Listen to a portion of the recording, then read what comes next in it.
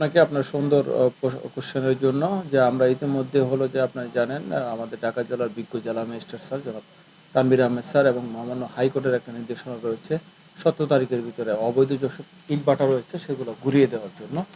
সেই প্রেক্ষাপটে এবং হলো যে উপজেলা প্রশাসন হিসাবে উপজেলা নির্বাহী অফিসার হিসেবে এটা আমাদের নিয়মিত কাজ যে অবৈধ যেসব প্রতিষ্ঠান থাকবে পরিবেশের জন্য ক্ষতিকর ইটভাটার সহ সেগুলোকে হলো যে ডিটেক্ট করা এবং আইনের আওতায় আনা।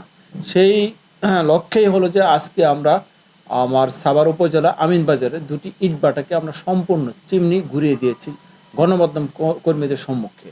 তো আপনাদের মাধ্যমে একটা মেসেজ দিতে চাই সাভার উপজেলাতে যারা হলো যে ব্যবসা করবেন তারা হলো যে যথাযথ আইন কানুন এবং সরকার নির্ধারিত যেসব ওনাদের কাগজপত্র দরকার প্রয়োজনীয় সেগুলো সংগ্রহ করে যাতে বিজনেস করে।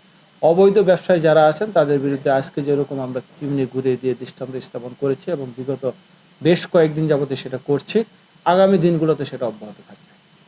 দেখেন আইনের ঊর্ধ্বে কেউ নয়।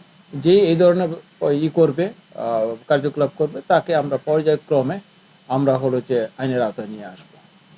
হলো যে দেখেন সাভার একটা বিস্তীর্ণ এলাকা। আপনারা জানেন যে সাভারে হলো যে এদিকে আশুলিয়া সহ আমিনবাজার সহ পুরাটাই হলো আমার এলাকা। তা এখানে আমাদের ৩ জন এসিলেন্ট রয়েছে। তো এসিলেন্টরা হলো যে এইসব জিনিসগুলো দেখভাল করছে এবং তারা যেসব আমাদের নির্দেশনা রয়েছে যেসব এলাকায় এই ধরনের ঘটনা ঘটবে তাদেরকে যাতে আইনের আওতায় নিয়ে আসা হয়।